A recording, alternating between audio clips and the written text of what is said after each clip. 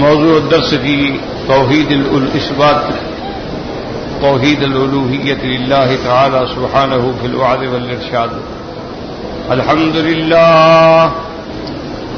للہ وکفى والصلاة والسلام على خاتم الانبیاء سیدنا وحبیبنا محمد المصطفى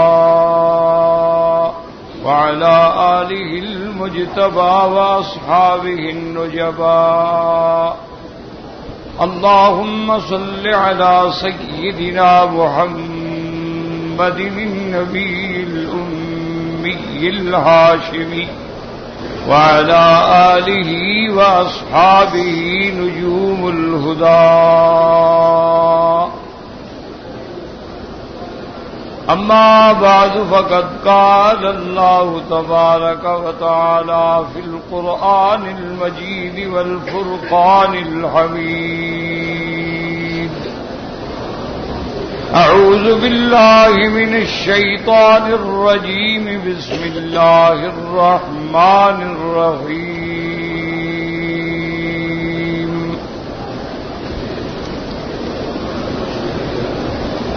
إلهكم إله واحد لا إله إلا هو الرحمن الرحيم. قال النبي صلى الله عليه وسلم من كان آخر كلامه لا إله إلا الله دخل الجنة أو كما قال النبي صلى الله عليه وسلم. صدق الله العلي العظيم وصدق رسوله النبي الكريم. سبحانك لا علم لنا إلا ما علمتنا إنك أنت العليم الحكيم. برادران اسلام، واجب الاحترام بزرگوں، دوستوں، بھائیوں، عزیز نوجوانوں، اللہ تبارک و تعالی کے کلام مقدس و مبارک میں سے ایک آیت اور آقا انعامدار حبیب کبریا سیدنا محمد مصطفیٰ صلی اللہ علیہ وعلی آلہ واصحابہ وسلم تسلیما کثیرا کثیرا کہ فرامین مبارکہ میں سے ایک حدیث تلاوت کی ہے. دعا فرمائیں کہ اللہ تبارک و تعالی اس عاجز کو مال اہل صحت عافیت کاملہ عاجلہ دائمہ اور حق بات بیان کرنے کی توفیق عطا فرمائیں. آپ کو سننے سمجھنے کی، ہم سب کو حق پر چلنے کی توفیق عطا فرمائیں. پروردگار عالم تمام آنے والوں کی حاضری، حج، عبادت، زیارت منظور و مقبول فرمائیں اور تمام بیماروں کو شفاء کاملہ عطا فرمائیں اور حج صحت و عافیت کے ساتھ نصیب فرمائیں. میں نے آج کے درس میں جو آیت مبارک تلاوت کی ہے، اس کا تعلق جو ہے وہ مسئلہ الہ سے ہے. اچھی طرح توجہ کر کے سمجھیں کہ یہ الہ جو ہے اس کا کیا معنی ہے. دیکھیں نا، ہر مسلمان الحمدللہ ثم الحمدللہ اس وقت تک مسلمان ہی نہیں ہو سکتا جب تک کلمہ شہادت نہ پڑھے لا الہ الا اللہ محمد الرسول اللہ. اچھا، اللہ کے تو کئی نام ہیں، اللہ کے ذاتی نام، ذات ہے، اسم ذات ہے، اسماء صفات ہیں. آپ نے قرآن میں بھی پڑھے ہیں، حدیثوں میں بھی 99 نام اللہ تبارک و تعالیٰ کا ذکر ہے. قرآن میں بھی ہے، الرحمن ہے، الرحیم ہے، الخالق ہے، المومن ہے، المہیمن ہے، العزیز ہے، الجبار ہے، المتکبر ہے، غفار ہے، الرحیم ہے، تو الحکیم ہے، العلی، سارے نام ہیں. لیکن کلمہ مبارک میں صرف اسی ایک صفت کو رکھا گیا ہے کہ لا الہ. اچھی طرح اس بات کو سمجھ لیں. اللہ آپ کو بھی اور مجھے بھی صحیح سمجھنے سمجھانے کی اور عمل کی توفیق دے. اور اسی کے ساتھ یہ بھی غور کریں کہ سرکار دو عالم رحمت دو عالم مجسمہ رحمت حضرت محمد مصطفیٰ صلی اللہ علیہ وسلم سے جو قریش کا جھگڑا تھا وہ کس بات پہ تھا؟ سارے مکے والے حضور کو صادق کہتے تھے، امین کہتے تھے، آپ سے محبت کرتے تھے، آپ کے راستے میں آنکھیں بچھاتے تھے، یعنی ابو جہل جیسا آدمی جو ہے وہ بھی حضور صلی اللہ علیہ وسلم کے لیے دیوانہ وار محبت کرتا تھا۔ ابی لہب جیسا آدمی جس کا قرآن میں ہے تبت یدا ابی لہب، یہ کو دیوانہ وار محبت کرتا تھا۔ جب حضور پیدا ہوئے، جس باندی نے آ کے خبر دی کہا جاؤ میں نے اس خوشی میں تمہیں آزاد کیا، یعنی اتنی محبت ہے۔ اور اگر ان کا کوئی اہم جھگڑا ہوتا تھا تو فیصلہ کرانے کے لیے حضور صلی اللہ علیہ وسلم کے پاس آتے، امانتیں حضور کے پاس رکھتے، حتیٰ کہ جس کعبے میں آپ آئے ہیں کہہ دو الحمدللہ، اور جو نہیں آئے دعا کرو اللہ ان کو بھی نصیب فرما دے۔ جس کعبے میں آپ آئے ہیں، جہاں سے ابتداء طواف ہے، جہاں ساری کائنات میں ایک جگہ ہے جہاں اسلام نے بوسہ دینے کی اجازت دی ہے دین میں، وہ کیا ہے؟ وہ حجر اسود ہے۔ یعنی مقام ابراہیم پہ بھی بوسہ نہیں، حتیم میں بھی بوسہ نہیں، رکن عراقی پہ بھی بوسہ نہیں، رکن شامی پہ بھی بوسہ نہیں، رکن یمانی پہ بھی بوسہ نہیں، رحمت دو عالم کے روضے پہ بھی بوسہ نہیں، صرف ایک پتھر ہے جس کو بوسہ دینا ہے، اور وہ کیا ہے؟ وہ حجر اسود ہے۔ تو جب اللہ تعالی کے اس گھر کو قریش نے بنایا، تعمیر کی، بڑا لمبا واقعہ ہے، اب جھگڑا پیدا ہوا کہ حجر اسود کون رکھے کعبے میں؟ یہ تمہاری خوش نصیبی، اللہ کی ہر چیز میں حکمت ہے نا۔ تو اب جناب سارے قبائل جو تھے، سارے قریش جو تھے، بڑے بڑے سردار جو تھے، ان میں بڑے بڑے جو قبیلے ہیں، سردار ہیں، عبد المطلب ہے، ابی طالب ہے، اسی طرح ابی لہب ہے، عتبہ عتیبہ ہے، شیبہ ہے، ربیعہ ہے، ولید بن المغیرہ ہے، اسی طرح قبیلہ قریش کی بڑی شاخیں ہیں۔ تو سارے شاخوں کے سردار جو تھے وہ اڑ گئے، کیونکہ یہ قوم آپ جانتے ہیں کہ یہ قریش جو ہیں بڑی سخت قوم ہے، یہ مارشل قومیں ہیں۔ اب ان کا سردار کیا ہے کہ یہ عزت مجھے ملے قیامت تک کہ حجر اسود میں نے کعبے میں رکھا تھا۔ اور دوسرا سردار کہے بھی ہمارا قبیلہ بھی تم سے کمزور ہے۔ بہرحال یعنی مسئلہ یہ ہے کہ اتنا اس مسئلے پہ آپس کے اندر اختلاف شروع ہوا کہ ہر قبیلے نے اپنے بدن کا خون نکال کے پیالے بھر لیے اور خون میں ہاتھ ڈال کے وعدے کر لیے کہ ہم کٹ مریں گے، ہمارے خون بہہ جائیں گے، لیکن حجر اسود ہم رکھیں گے۔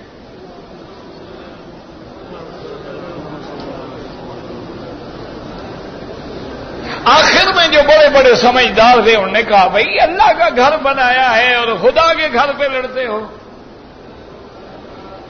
ہم سب نے مل کے اللہ کا کعبہ بنایا، تعمیر کی ہے، شان اللہ نے دی، اب حجر اسود پہ لڑ کے ساری دنیا کو کیا کہو گے کہ عجیب مکے کے لوگ تھے کہ اللہ کے کعبے میں بھی لڑ پڑے؟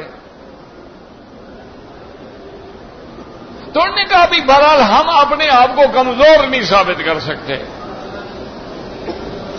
یہ بڑی بڑی قومیں جو ہے نا، یہ ان کے کچھ صفتیں بھی ہوتی ہیں، وصف بھی ہوتے ہیں۔ تو انہوں نے کہا اچھا ایک فیصلہ کر لیتے ہیں۔ انہوں نے کہا کیا فیصلہ؟ انہوں نے کہا حجر اسود رکھو، سارے کعبے شریف کے حرم کے دروازے بند کر دو، ایک دروازہ کھلا رکھو، ساری رات اللہ کے گھر میں بیٹھے رہو، عبادت کرو، اللہ سے دعائیں مانگتے رہو۔ صبح کے وقت میں، صبح کے صادق ہونے کے بعد جو بندہ اللہ کے گھر میں پہلے داخل ہوگا وہ ہمارا فیصلہ کر دے، ہم سب قبول کر لیں۔ کیوں وہ کوئی بندہ ہوگا؟ ہم نے کسی کو سکھایا تو ہے نہیں، ہم تو سارے یہاں بیٹھے ہیں نا، اب تو ہم باہر نکلیں گے نہیں۔ انہوں نے کہا بھی یہ ٹھیک. انہوں نے کہا دیکھو پھر یہ اللہ کی مرضی ہے، جو بھی آئے گا وہ فیصلہ کر دے. سارے بیٹھے ہوئے ہیں، صبح صادق ہوئی ہے، تو علماء نے لکھا ہے کہ ادھر اللہ کی صبح صادق کا ستارہ چمکا، ادھر محمد مدنی کا نظارہ چمکا. سب سے پہلے داخل ہونے والے محمد الرسول اللہ صلی اللہ علیہ وسلم. ساتھ کہہ دیا کرو نا فوراً. جب دیکھا کہنے لگے آپ شروع یا صادق الامین، کہنے لگے سردارو مبارک ہو مبارک ہو، اللہ نے فیصلے کے لیے وہ بندہ بھیجا ہے جو صادق بھی ہے امانت والا بھی ہے. حضور تشریف لے آئے، سرداروں نے مسئلہ سامنے رکھا. اللہ تعالی کی شان دیکھیں اللہ پاک نے. ابھی نبوت بھی نہیں ملی ہے، ابھی حضور کے عین شباب کا زمانہ ہے. اس زمانے میں جب کعبے کا جھگڑا ہوتا ہے، اللہ تقدیر میں لکھ چکے تھے میرا مدنی میرے گھر کا جھگڑا ہے، یہ فیصلہ محمد کر سکتا ہے. اور اللہ کی حکمت تھی کہ جب ہم بوسہ دیں گے اس پتھر پہ بوسہ دیں گے جو جنت سے آیا ہے. اللہ کا بھی حکم ہے اور میرے مدنی نے بھی بوسہ دیا ہے. اور اس کے بعد اپنے ہاتھوں سے اللہ کے کعبے میں پتھر رکھنے والا بھی محمد مصطفیٰ ہے، تاکہ حضور کی امت کو جہاں کعبہ ملے، جہاں جنت کا پتھر ملے، وہاں اتباع سنت ملے، وہاں محمد مدنی کا بوسہ ملے، وہاں محمد مدنی کے ہاتھوں کی تنصیب ملے. اس لیے علماء فرماتے ہیں، میں نے اپنے سابقہ درس میں بھی کہا تھا کہ جنت کے پانی سے زمزم افضل ہے. انہوں نے فرمایا ایک تو دلیل یہ ہے کہ حضور کا دل مبارک زمزم سے پانی سے دھویا گیا. اور بعض علماء فرماتے ہیں پوری توجہ کرو بات سمجھ آئے گی. انہوں نے کہا اللہ نے جنت کو تو صرف کن سے پیدا فرما دیا، انما امرہ اذا اراد شیئا ان یقول له کن فیکون. اللہ نے جنت کو کن سے پیدا فرمایا، لیکن زمزم کے اندر دیکھیں حکم خدا بندی ہے. لیکن ایک پیغمبر حضرت اسماعیل تڑپ رہے ہیں، وہاں اس کے قدم بھی لگ رہے ہیں، اور وہاں حضرت جبریل اپنا پر بھی مار رہے ہیں. اور پھر بڑی صفت یہ ہے میرے مدنی نے زمزم پی کے اپنا لعاب ڈال کے بھی کنویں میں ڈال دیا ہے. اس لیے علماء نے فرمایا یہاں اللہ نے قدم اسماعیل ہے اور یہاں جبریل کا پر ہے، حکم خدا بندی ہے. اور لعاب محمد مصطفیٰ سے افضل کون سا پانی ہو سکتا ہے؟ سب کہہ دو صلی اللہ علیہ وسلم. بس درود شریف میں غفلت نہ کیا کریں. جب نام آئے کروڑ دفعہ بھی آئے، ہر دفعہ زبان پہ آئے صلی اللہ علیہ وعلا آلہ وصحابہ وسلم. اور مسئلہ بھی سمجھ لیں، سب سے پہلے میرے مدنی نے جب حجر اسود کو بوسہ دیا ہے، وہ جو مشہور ہے کہ حضرت عمر کے لفظ ہیں، سب سے پہلے میرے مدنی کے لفظ ہیں. آپ نے فرمایا الا یا ایھا الحجر، اے او پتھر میں تمہیں کبھی بوسہ نہ دیتا، ان اللہ امرنی، میرے اللہ نے مجھے حکم دیا ہے، اس کے حکم پہ تجھے بوسہ دے رہا ہوں.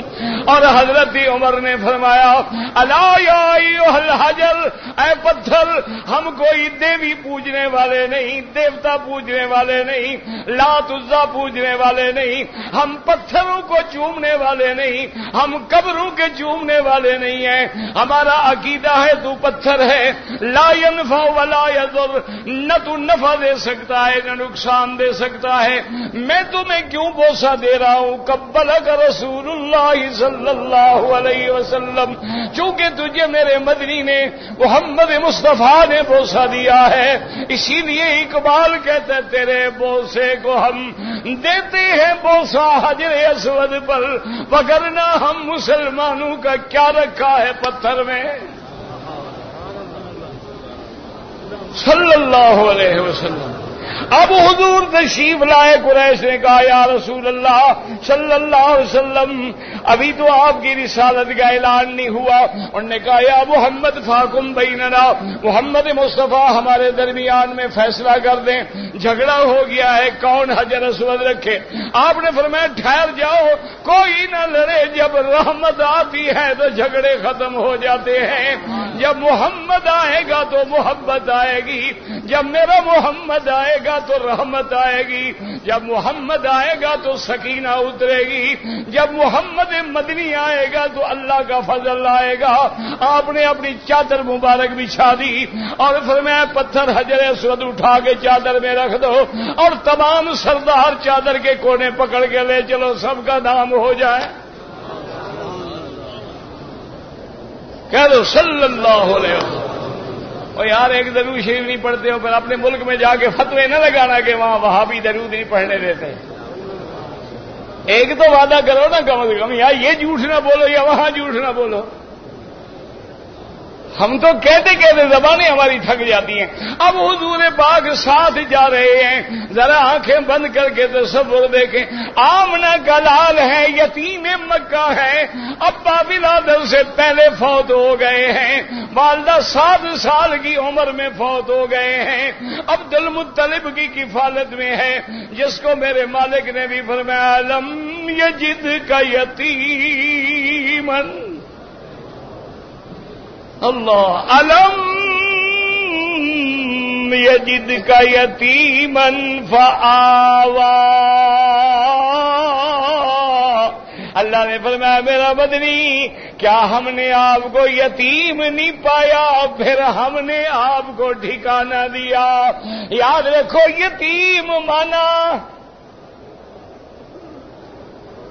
حاجیوں پوری توجہ کرو، اب مصیبت یہ ہے نا ہمارے حاجی بیچارے انگوٹھے چومنے کے مارے ہوئے ہیں، ان کو قرآن حدیث کے معنی سے کیا تعلق ہے؟ اللہ فرماتے ہیں علم یجد کا یتیمن، یتیمن فآوا، یاد رکھو انسانوں میں یتیم وہ ہوتا ہے جس کا باپ مر جائے۔ سمجھو مسئلہ، اگر ماں مر جائے وہ یتیم نہیں کہلاتا ہے، یتیم وہ کہلاتا ہے جس کا باپ مر جائے، اور جانوروں میں یتیم وہ کہلاتا ہے جس کی ماں مر جائے، چونکہ جانوروں کے باپ کا تو پتہ ہوتا ہے، جیسے آج انگریزوں کے باپ کا پتہ ہے، وہ اپنے رجسٹروں میں اپنے سکولوں میں ماں کا نام لکھتے ہیں نا، باپ کا تو ماں کوئی پتہ نہیں ہے نا۔ اس لیے یہ جانور میں وہ یتیم جس کی ماں نہ ہو۔ اچھا اور میرا مدنی کیسا یتیم ہے؟ علم یجد کا یتیمن، اللہ نے فرمایا میرا مدنی آپ کی والدہ بھی فوت ہو گئی، آپ کا ابا بھی فوت ہو گیا، بچپن میں بندے کو ماں باپ کا سہارا ہوتا ہے، اللہ نے فرمایا میری رحمت گوارا نہیں کرتی کہ میرے مدنی کو میرے سوا کسی سہارے کی ضرورت ہو۔ عالم یجد کا یتیمن، اور بعض علماء نے فرمایا یتیم کا ایک معنی یہ بھی ہوتا ہے، آپ نے دریاؤں کے کنارے دیکھا ہے سیپ ہوتی ہے، بارش ہوتی ہے، وہ صدف منہ کھولتی ہے، جتنے قطرے اندر جاتے ہیں وہ لولو یا موتی بن جاتے ہیں، اور اگر وہ صدف میں ایک قطرہ گرے اور وہ منہ بند کر لے تو وہ لال بن جاتا ہے، وہ در یتیم کہلاتا ہے کہ یہ ایسا موتی ہے جس کا مقابلہ کوئی موتی نہیں کر سکتے. علماء نے فرمایا ایک تو حقیقتاً یتیم ہے, ایک مانن یتیم ہے کہ میرے مدنی کی شان کا مقابلہ نہ انبیاء کر سکتے ہیں, نہ رسول کر سکتے ہیں, نہ ملائکہ کر سکتی ہیں.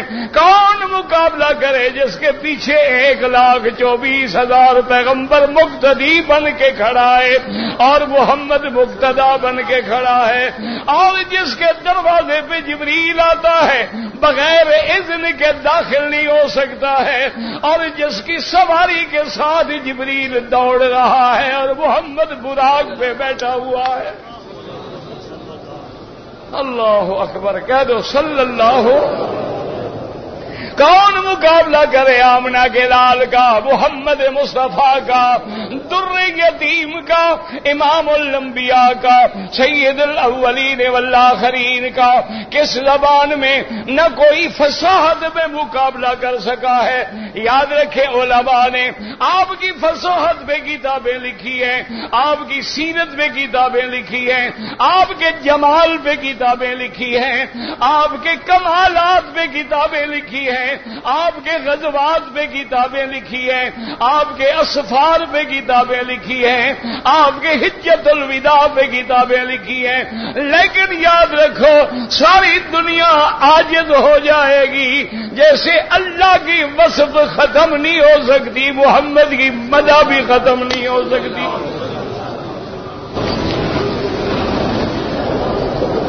اللہ اکبر. تو اب فیصلہ کرنے والے کون ہیں؟ حضرت محمد مصطفیٰ ہے.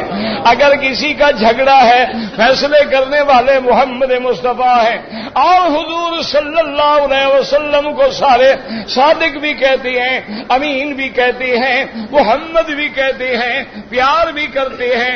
اور حضور جب غار ہرا میں جاتے ہیں, کیا دیکھو غار ہرا کس غار کا نام ہے؟ جو جبل نور پہ غار ہرا ہے. یاد رکھو میرے اللہ پاک کی شان دیکھیں, 2 غاریں ہیں, ایک غار ہرا ہے, ایک غار ثور ہے, ایک مکے کی جانب اعلیٰ ہے اور ایک مکے کی جانب اسفل ہے.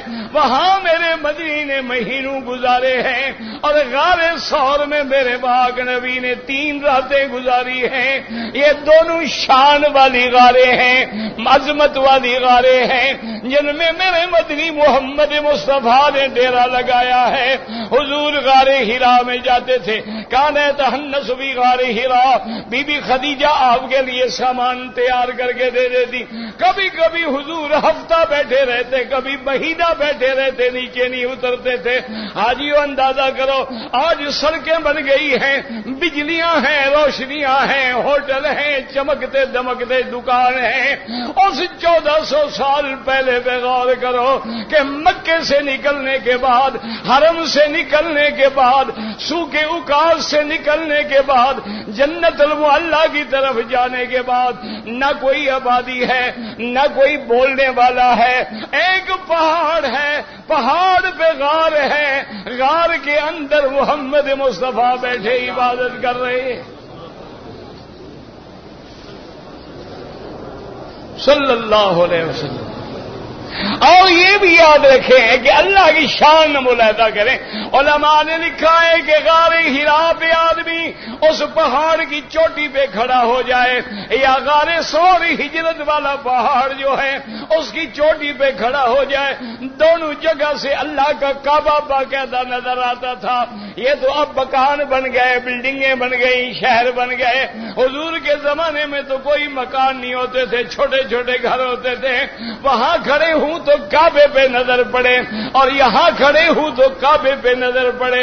حضور جاتے رہے, لیکن کسی کافر نے کبھی جھگڑا نہیں کیا, مکے والوں نے کبھی جھگڑا نہیں کیا کہ حضور آپ غار میں کیوں جاتے ہیں, کیا پڑھتے ہیں, کیا عبادت کرتے ہیں, کیا کرنے کے لیے جاتے ہیں. کبھی جھگڑا نہیں ہوا ہے.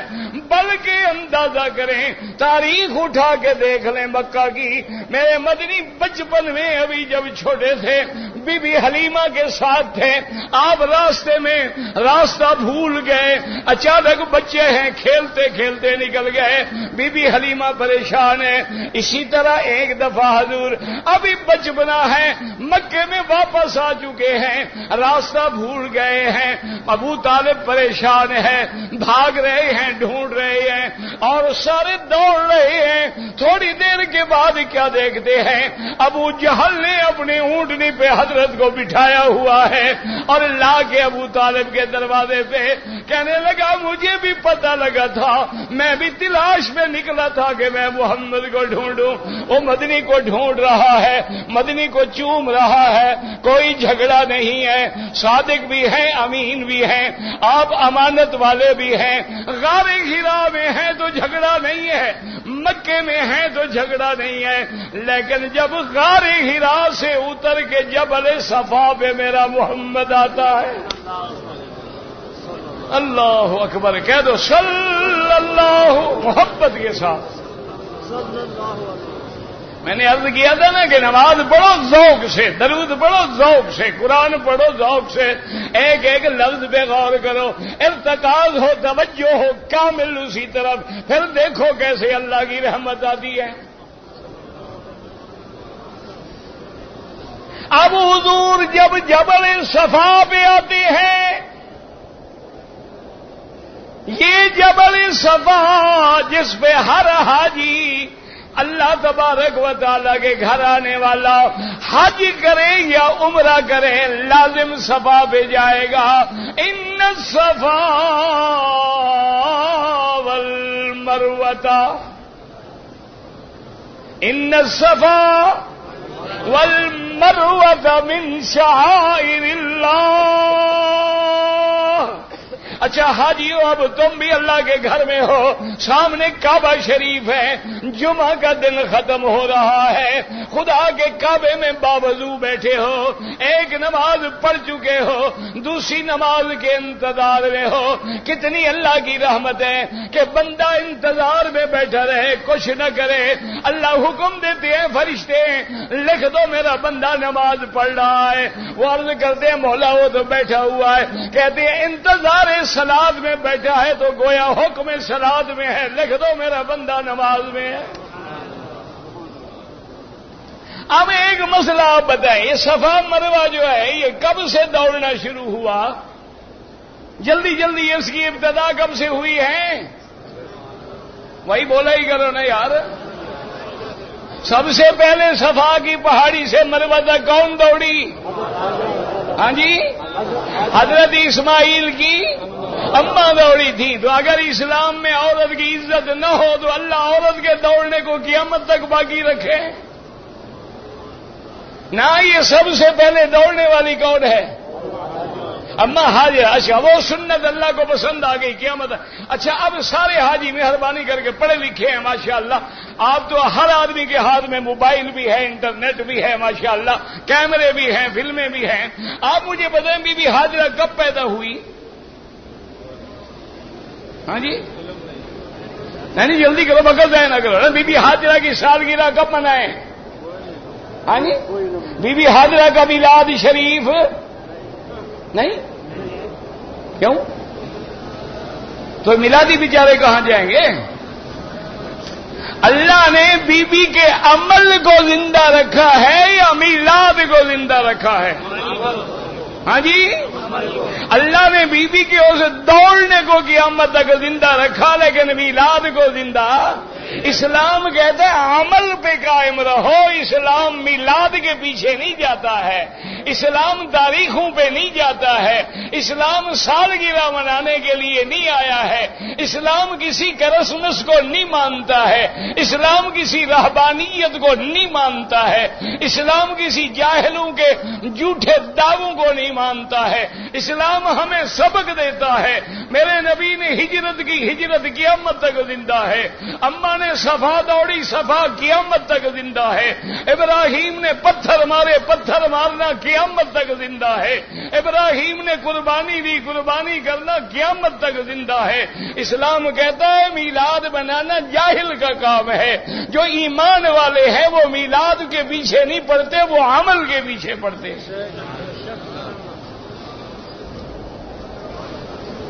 سمجھ آ رہا ہے مسئلہ یا اوپر دماغ سے نکل رہا ہے؟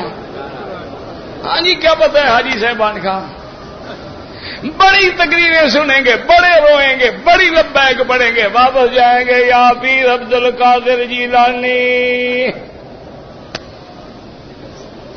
یا معین الدین اجمیری مدد کن، مدد کن از بحر غم آزاد کن، والغم سے مجھے ارشاد کن، یا معین الدین، یا معین الدین، یہاں یا اللہ، وہاں یا معین الدین، یہاں یا رب البیت، وہاں یا عبد القادر جیلانی، اور یہاں لبیک اللہم لبیک، وہاں کہیں گے داتا تیری دربار میں آئے ہیں، شہباز قلندر تم سے بچے لینے آئے ہیں۔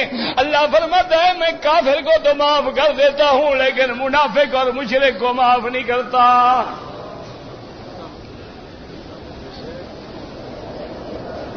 خدا کے لیے سمجھے۔ اب دیکھیں آمنہ کے لال کہاں آتے ہیں؟ جبل صفا پہ آتے ہیں، اور مکے کے پہاڑوں تم بھی نرالی شان والے ہو، کبھی محمد صفا پہ کھڑا ہے، کبھی ابھی قبیس پہ ہے، کبھی جبل نور پہ ہے، کبھی جبل سبیر پہ ہے۔ میرا بدنی جن گلیوں سے گزر گیا، جن پہاڑوں پہ گزر گیا، ساری دنیا کی کائنات ان مقامات کا مقابلہ ہی نہیں کر سکتی جہاں محمد کے قدم آئے۔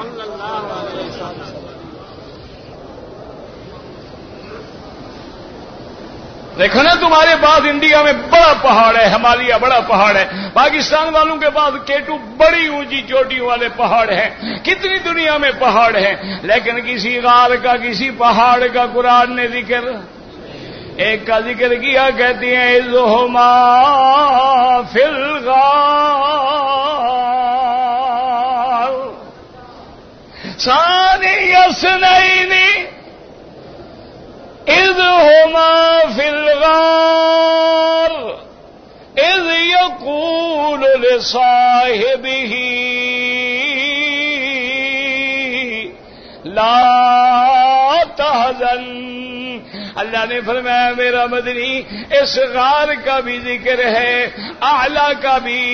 آپ دیکھیں یہ خدا ہے، یہ خدائی ہے، یہ اعلیٰ ہے، اس لیے کہتی ہیں جنت المعلیٰ، یہ اونچی جانب ہے اور یہ نیچی جانب ہے، اس لیے کہتے ہیں محلہ مسفلا المسیال ہے، اسی میں شار ابراہیم الخلیل ہے، اسی میں ابی بکر کا گھر تھا، یہی وہ راستہ ہے جہاں سے میرا مدنی محمد مصطفیٰ ہجرت کی رات تشریف لے کے گئے ہیں۔ اور یاد رکھیں جہاں جہاں میرا مدنی گزرتے گئے اللہ کی رحمتیں نازل ہوتی گئیں۔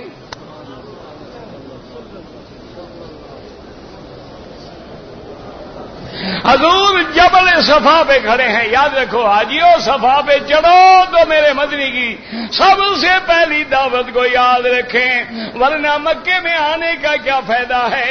اللہ چاہتا تو تجھے حکم دیتا اپنے اپنے ملک میں حج کر لو، جیسے ذکریوں نے ماشاءاللہ بلوچستان میں اپنا حج بنا لیا ہے، کوہ مراد پہ حج بنا لیا ہے، قادیانیوں نے قادیان میں اپنا بنا لیا ہے، اور کسی نے ویٹکن میں اپنا بنا لیا ہے، کسی نے یروشلم میں اپنا بنا لیا ہے، کسی نے بیت اللہ میں اپنا بنا لیا ہے، لیکن اللہ فرماتے ہیں نا میرے بندوں کا حج تو تب قبول ہوگا جب وہ میرے گھر میں آئیں گے۔ اللہ گھر میں آ کے کیا دیکھیں گے؟ فرمایا وہ ہر مقام پہ خود آئیں گے، حجر اسود پہ نظر ڈالیں گے، مقام ابراہیم پہ نظر ڈالیں گے، زمزم کا پانی پیئیں گے، صفا پہ چڑھیں گے، مروہ پہ جائیں گے، تاکہ ان کے سامنے میرے مدنی کی اسلام کی پوری تاریخ زندہ ہو جائے۔ حضور جبل صفا پہ کھڑے ہیں، فرمایا یا معشر قریش یا معشر بنی ہاشم، حضور نے فرمایا یا صفیۃ امت رسول اللہ، سب کو بلا رہے ہیں، سارے قبائل کو دعوت دے رہے ہیں. کیوں؟ حکم کیا ہے قرآن کا؟ وَأَنذِرْ عَشِيرَتَكَ الْأَقْرَبِينَ. میرا مدنی توحید کے سبق کی ابتدا پہلے اپنے گھر سے کرو. کہاں سے؟ جو ڈر گیا وہ مر گیا. توحید شروع گھر سے کرو.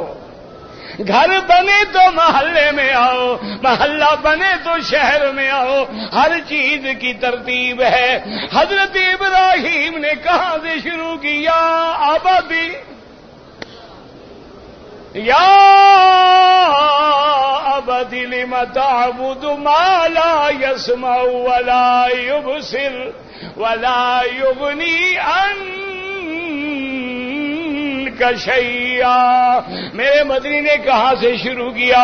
کوہ صفا پہ کھڑے ہیں، سارے رشتہ داروں کو بلایا ہے، سارے دوڑ کے آ گئے ہیں. ابو جہل بھی کھڑا ہے، ابھی لہب بھی کھڑا ہے، عتبہ عتیبہ شیبہ ربیعہ بھی کھڑے ہیں. حضور نے فرمایا مکے والوں، حضور نے فرمایا قریشیوں، ایک بات بتلاؤ.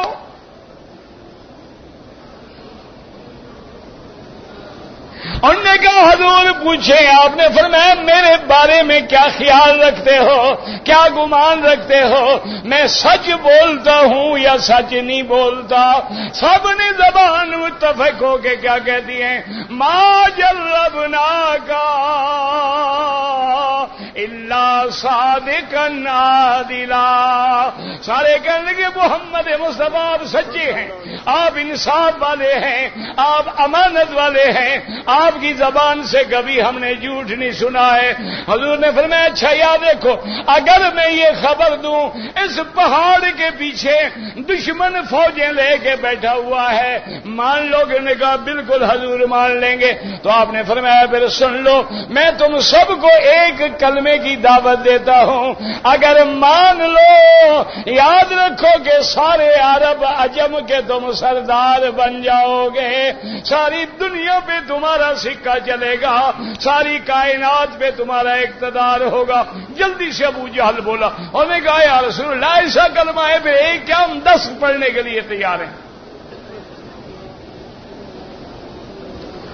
اگر ساری دنیا کی سرداری ملتی ہے اتنے میں آپ درود شریف پڑھ لیا کرو. یاد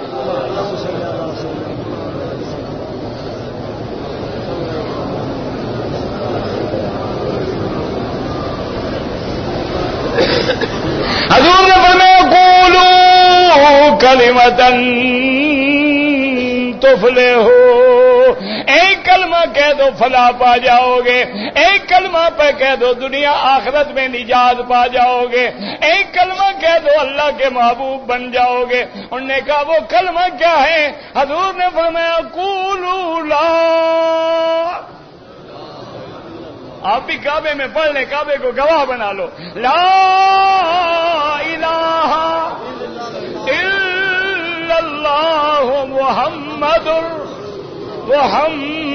الرسول اللہ.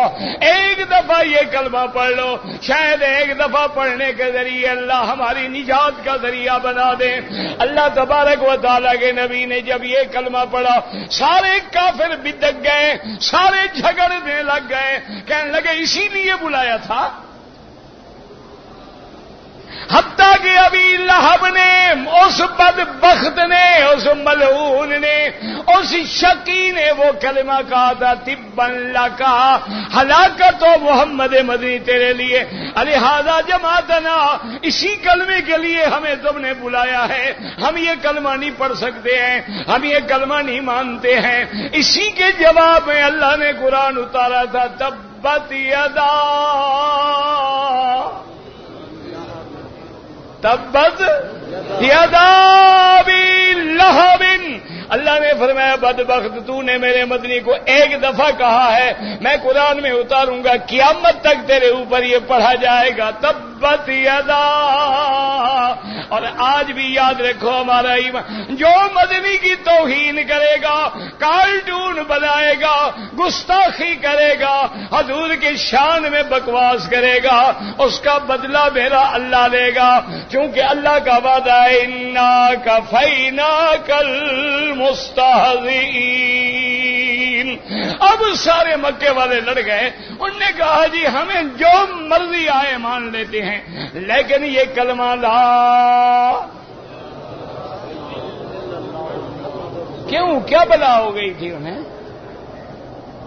اب حضور کو محمد کہنے والے مزمم کہتے ہیں، حضور کو کبھی ابن ابی کبشہ کہتے ہیں، بلال کے گلے میں رسی ڈال کے بازاروں میں گھسیٹتے ہیں، کانٹوں پہ سلاتے ہیں، حضرت خباب کو جلتے ہوئے انگاروں پہ لٹاتے ہیں، بی بی زنیرہ کو اتنا مارتے ہیں کہ اس کی نظر جواب دے جاتی ہے، اور بی بی سمیہ کے یہ دونوں ٹانگوں میں رسا باندھ کے ایک ادھر اونٹ ایک ادھر اونٹ ہے، اور دونوں اونٹوں کو یک وقت دوڑایا جاتا ہے، اور بی بی کے درمیان میں ابو جہل نیزہ مارتا ہے، اور اونٹ دوڑتے ہیں، بی بی ٹکڑے ٹکڑے ہو جاتی ہے، حضور کے رستے میں کانٹے بچھائے جاتے ہیں، حضور نماز پڑھ رہے ہیں تو اوجڑی ڈالی جاتی ہے، حضور اسی کعبے میں کھڑے ہیں، گلے میں کپڑا ڈال کے کھینچا جاتا ہے۔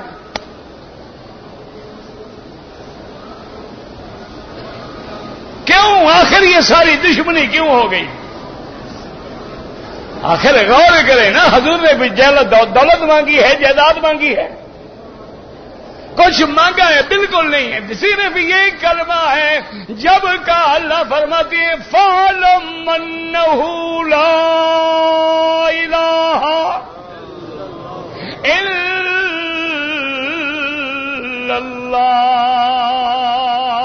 اسی طرح قرآن کہتا ہے جب ان کو کہو لا الہ الا اللہ یستکبرون، یہ اکڑ جاتی ہیں، کہتے ہیں انا لتارکو آلہتنا لشاعر مجنون۔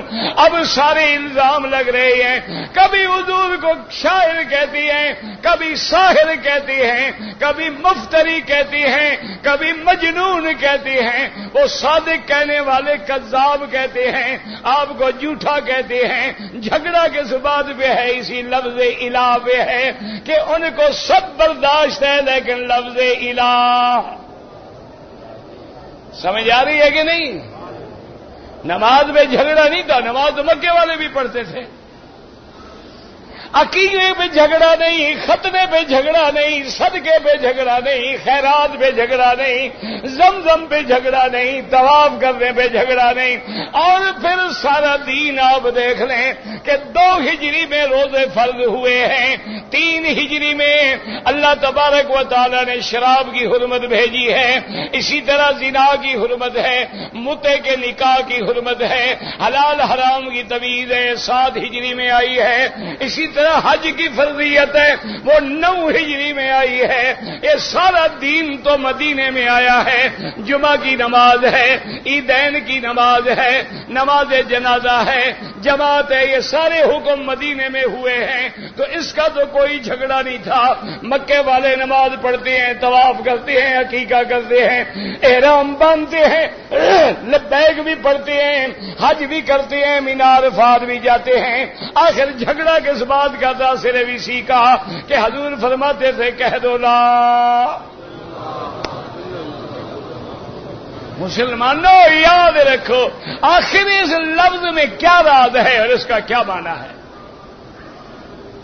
آخر اس لفظ میں کیا راز ہے کہ حضرت سیدنا موسیٰ علیہ السلام نے عرض کیا یا اللہ علمنی ذکر نذکرک، کہا یا اللہ مجھے کوئی ذکر بتلائے میں آپ کا ذکر کروں۔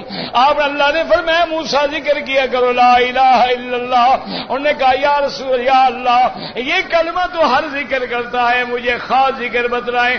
آپ نے فرمایا اگر قیامت والے دن اگر میزان کے اندر ایک پلڑے میں زمین و آسمان رکھ دیے جائیں اور ایک پلڑے میں کلمہ لا الہ الا اللہ رکھ دیا جائے تو مالت بہن یہ ان سب سے بھاری ہو جائے گا۔ اللہ اکبر۔ اور اسی لیے میرے مدنی فرمائے الایمان بضع و سبعون شعبۃ افضلها لا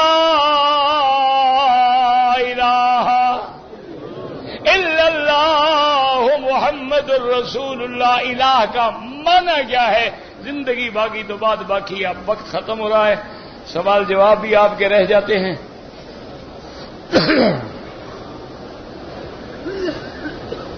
اگر طواف میں نگاہ کعبے پہ پڑے کچھ نہیں ہوتا اللہ کے بندے، معنی یہ ہے کہ سینہ کعبے کی طرف کر کے نہ چلتا رہے، نظر نہیں چلے، نگاہ پڑ گئی پڑ جائے۔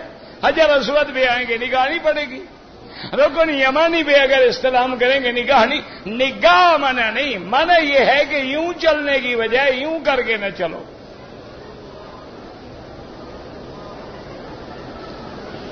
اگر کوئی آدمی بینک میں نوکری کرتا ہے، اس کی تنخواہ بالکل حلال ہے، دوسری جگہ ڈھونڈتا رہے، جب مل جائے تو وہ نوکری چھوڑ دے۔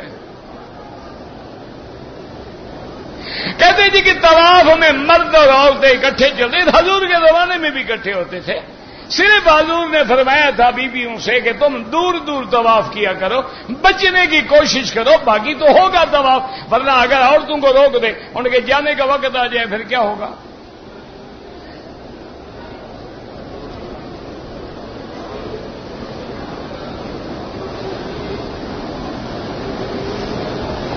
اگر میری بہن ہے، بھابھی ہے، ماموں بھی بار ہے، مامی اور میری بہنیں آ کے طواف کریں، بالکل جائز ہے۔ یہ ضروری نہیں ہے کہ ہر وقت طواف میں بھی محرم ہاتھ پکڑ کے رکھے، یہ تو کوئی مسئلہ نہیں۔ محرم کے بغیر سفر کرنا حرام ہے۔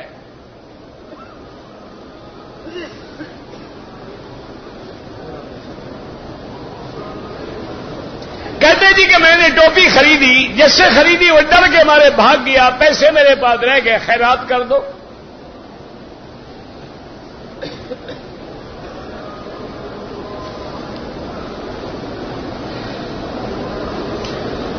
احرام کی حالت میں بھی حجر اسود کو بوسہ دینا جائز ہے، لیکن عام طور پہ لوگ عطر لگا دیتے ہیں۔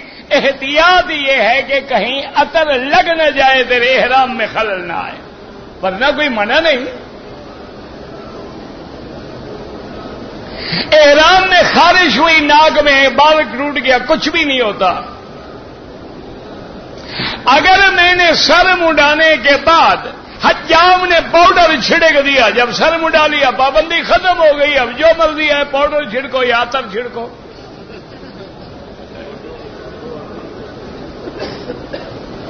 اگر احرام کی حالت میں ماسک لگا لیا جائے، مستقل نہ لگائیں، مجبوری ہے کبھی کبھی رکھ لیا کہ غبار نہ آئے، مٹی نہ آئے۔ اگر ایک عورت بغیر محرم کے جاتی ہے بازار میں، وہ بالکل غلط کرتی ہے، حج نہیں کر سکتی بغیر محرم کے، کوئی عورت کی اپنی شریعت ہے۔ اگر اس کے پاس دلیل ہے تو ثابت کرے کہ بی بی عائشہ نے، بی بی فاطمہ نے بغیر محرم کے حج کیا ہے۔ آج کل تو یہ مسئلے اس لیے پیدا ہو گئے کہ مردوں میں غیرت نہ رہی، عورت میں حیا نہ رہا، اب جو مرضی آئے مسئلے پوچھے۔ اگر ایک عورت بچھڑ گئی، پہلے دن صفا مروا نہیں دوڑی، دوسرے دن صفا مروا دوڑی، کچھ بھی نہیں ہوتا۔ اگر آدمی ایک دن طواف کر لے، رہے احرام میں، 2 دن کے بعد بھی صفا دوڑے، کچھ نہیں ہوتا۔ ہم 7 آدمی ہیں، ایک اونٹ میں آپ 7 شامل ہو سکتے ہیں، باقی بینک ہر حال میں قربانی کرتے ہیں، لیکن وقت کی پابندی نہیں کر سکتے۔ افضل یہ ہے جو جوان ہیں، ہمت والے ہیں، وہ حضور کی سنت کے مطابق خود کریں، پہلے کنکری، پھر قربانی اور پھر سر منڈائے۔ بوڑھے ہیں، عورتیں ہیں، معذور ہیں، دے دیں مینگو دے دیں۔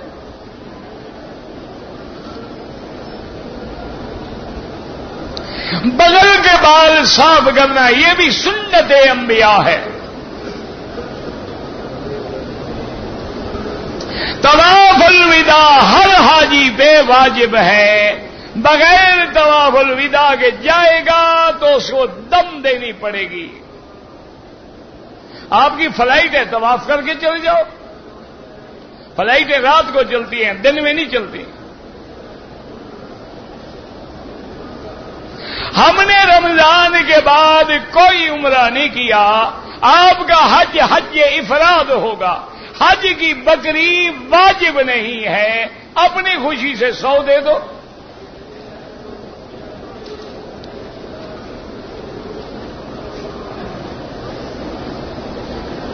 اگر ریاض سے آ رہے ہیں تو احرام ریاض سے باندھے ہوائی جہاز ہے.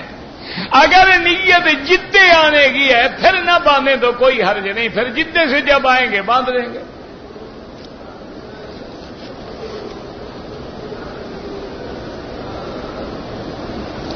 اگر جدے والا عمرہ کرے جدے سے احرام باندھے، مکے میں نہیں احرام ہوتا، لازماً حد حرم کے باہر جانا پڑتا ہے.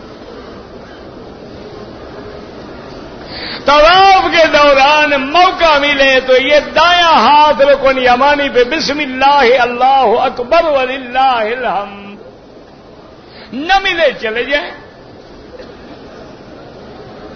سارے مکہ شہر میں جہاں جہاں بھی نماز پڑھیں گے 1 لاکھ ملے گا. اللہ کی ذات عرش اولی پہ ہے، لیکن جیسے اس کی شان کو زیبا ہے. الرحمن علی العرش استوى 17 جگہ قرآن نے کہا ہے، لیکن کیفیت نہیں ذکر کر سکتے. الاستواء معلوم والکیف مجہول.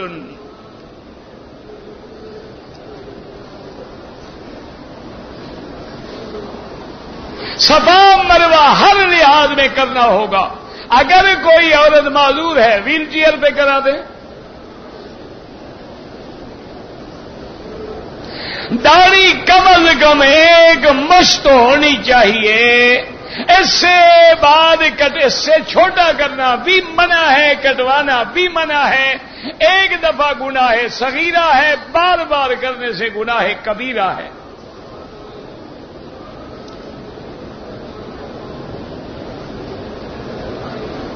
استلام سنت ہے. اگر عورتیں ہیں 8 کو احرام باندھ کے نفلی طواف کر کے صفا مروہ دوڑ لیں، 10 کو آ کے طواف زیارت کریں گے، صفا مروہ نہیں دوڑیں گے.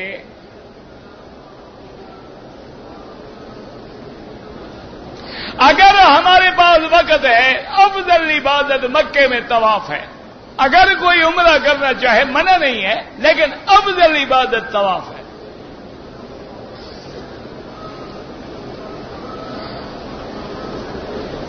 عورت حرم میں نماز جنازہ بالکل پڑھ سکتی ہے، فرض نماز پڑھ سکتی ہے، فرض کفایہ نہیں پڑھ سکتی. یہ عقل کی بات ہے بھلا.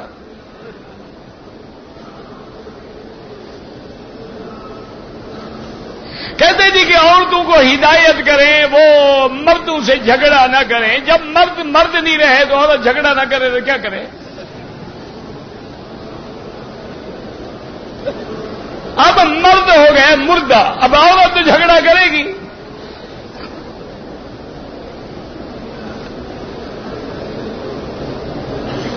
میں نے والدہ کا حج بدل کرنا ہے. جب احرام باندھے بس نیت ہو یا اللہ میرا حج میری والدہ کی طرف سے بس.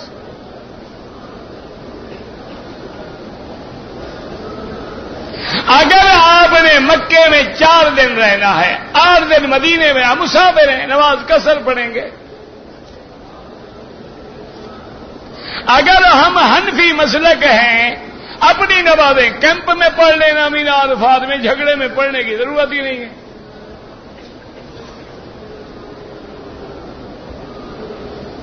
جو ہم پاکستان میں قربانی کرتے ہیں وہ یہاں کرو 1 لاکھ ملے گا. اپنے ملک میں کرو وہ جائز ہے. حج کی بکری ہر حال میں آپ نے یہی کرنی ہے.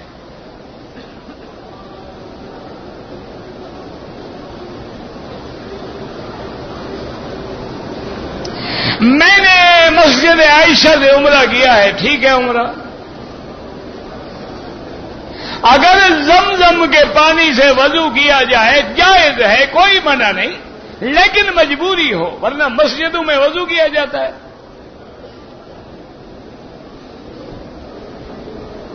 اگر صفا مروہ دوڑتے ہوئے سبز لائٹ کے درمیان میں نہیں دوڑا، کچھ نہیں ہوا، وہاں بھی دوڑنے کا حکم نہیں، تیز تیز چلنے کا حکم ہے.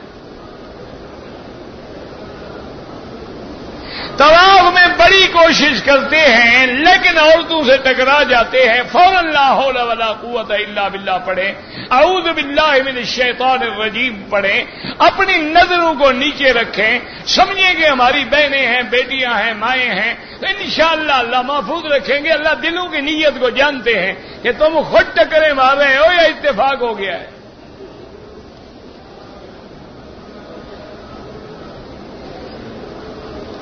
رکن یمانی کو میں نے بوسہ دیا ہے، کوئی دم نہیں،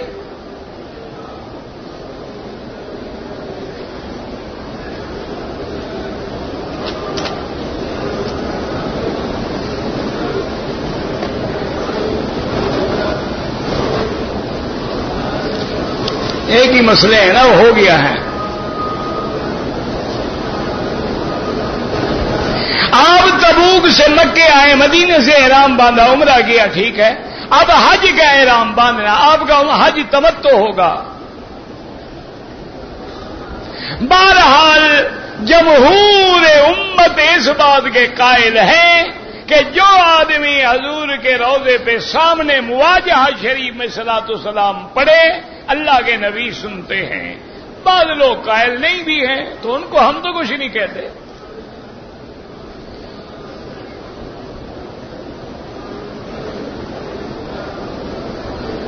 اگر عمرے کی صبح ایک دن نہیں، دوسرے دن کی کوئی دم نہیں۔ اگر طواف کے چکروں میں 6 چکر میں نے باہر سے لگائے، ایک چکر حتیم کے اندر سے لگایا، وہ چکر نہیں شمار ہوگا۔ اب علاج یہ ہے ایک دفعہ طواف دوہرا دو، کوئی دم شب نہیں۔ رکن یمانی پہ ہاتھ لگانا سنت ہے، بوسہ دینا نہیں۔ اگر طواف میں رش ہے، 2 رکعت طواف کے سارے حرم میں جہاں چاہے پڑھ لیں، اپنے ہوٹل میں بھی جا کے پڑھیں تب بھی جائز ہے۔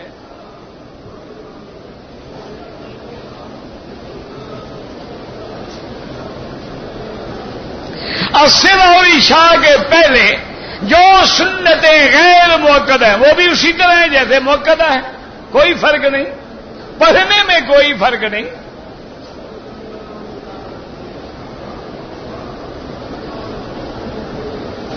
اگر ایک آدمی نے احرام کی نیت کر لی، بس میں بیٹھ گیا، چند منٹوں کے بعد یاد آیا کہ سر پہ پگڑی ہے، اتار دی، کوئی جرمانہ نہیں۔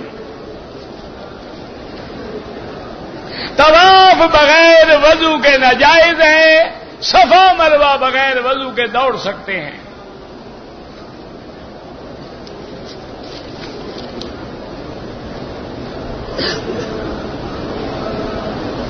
اپنے گھر میں جو کرتے ہو وہ اضحیہ ہے، وہ قربانی ہے، یہ تو دم تمتع ہے، یہ الگ ہے، وہ الگ ہے۔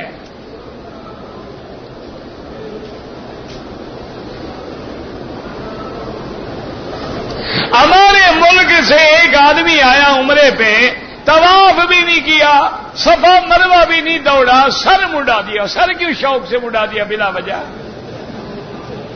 بہرحال ایک بکری دم بھی دے اور عمرہ بھی کرے دوبارہ۔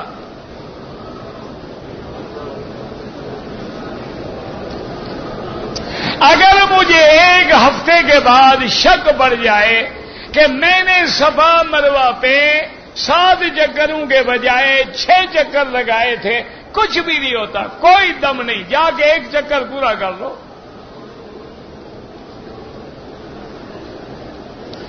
2 عورتیں آ کے اکٹھے طواف کریں، بالکل کریں۔ حرم میں نمازی کے آگے بالکل نہ گزریں، مجبوری ہو تو سجدے کی جگہ سے دور ہو کے گزریں۔ نماز کی حالت میں نظر سجدے کی جگہ پر ہو۔ نماز عاجزی ہے، بندگی ہے، تذلل ہے، یہ نہیں کہ آنکھوں میں آنکھیں ڈال کے کھڑے ہو جاؤ بادشاہ کے۔ اگر پہلے 3 چکروں میں کندھا نکالنا بھول گیا، کوئی دم نہیں۔ احرام میں جب عمرے کا طواف کر لیں دوبارہ دھونا چاہیے احرام کو. کیوں؟ گناہ کیا ہے تم نے. نہیں، عمرہ کرنا گناہ ہے، ثواب ہے. تو کپڑے پہ کون سا گناہ لگ گیا کہ دھونے آ گئے ہو؟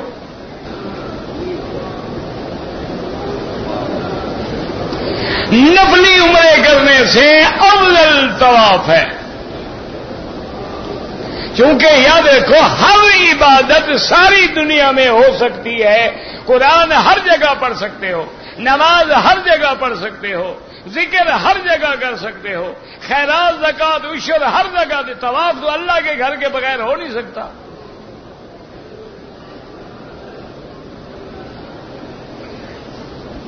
اگر کوئی عورت ایام حیض آنے والے ہیں دوائی کھا لیتی ہے کہ ایام بند ہو جائیں، بالکل جائز ہے، لیکن پہلے دوائی کھائے، اس دن نہ شروع کرے جب آ جائیں.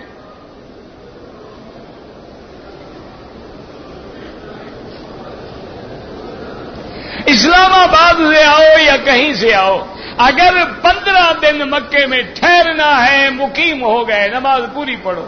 اگر کم ہے مسافر ہو.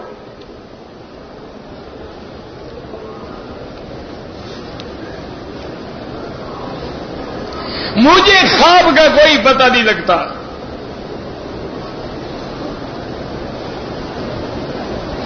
مجھے خواب کا کوئی پتہ نہیں لگتا. آپ کو خواب یہ ایک خواب دیکھا دوسرا دیکھا تھی، میرا خیال ہے معدہ خراب ہے، اس کا علاج کراؤ. یہ سارے خواب تجھے آنے لگ گئے ہیں. آدمی کا معدہ خراب ہو نا وہ بھی پھر ایسی مارتا رہتا ہے. جم تو نہیں ہے، زم ہے البتہ. تو اس سے کفن دھونا کوئی حکم نہیں، کوئی مسئلہ نہیں.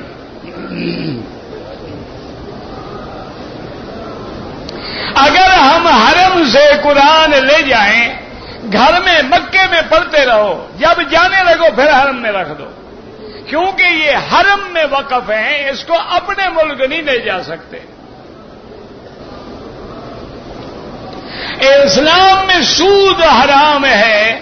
یہ قرآن اندازی والے بانڈ جو ہیں وہ سود نہیں، وہ جوا ہے، وہ بھی حرام ہے. اگر آدمی نے وضو کر لیا ہے پھر بھی قطرہ گرتا ہے پھر کرنا پڑے گا. اگر بالکل نہیں رکتا ہر نماز کے لیے نیا وضو کرے اور کپڑا دھو لیا کرے. یہاں نماز جو ہوتی ہے جمعہ والے دن اذان کے بعد ہمیں سنتیں پڑھنے کا ٹائم نہیں ملتا ہے، بعد میں پڑھ لیں، کیونکہ لاکھوں لوگ جو سڑکوں پہ بیٹھے ہیں ان کا وہ کوئی خیال نہ کریں، سنتیں پڑھتے رہیں آپ. الحمدللہ یہاں جتنے ائمہ ہیں سب علماء ہیں، وہ حالات کو دیکھتے ہیں. ابھی آپ دیکھیں جو رش بڑھتا جائے گا اذان اور تکبیر کے درمیان وقفہ گھٹاتے جائیں گے. اگر عورت حرم میں ہے لازم جماعت سے نماز پڑھے. حضور کی بیویاں جماعت سے پڑھتی تھیں، عقل کرو. دیور وغیرہ سے بالکل پردہ ہے، کوئی سلام کلام نہیں. دیور تو عورت کے لیے موت ہوتا ہے. حضور نے فرمایا الحمو الموت. دیور جیٹ سب سے پردہ، نوکر سب سے پردہ.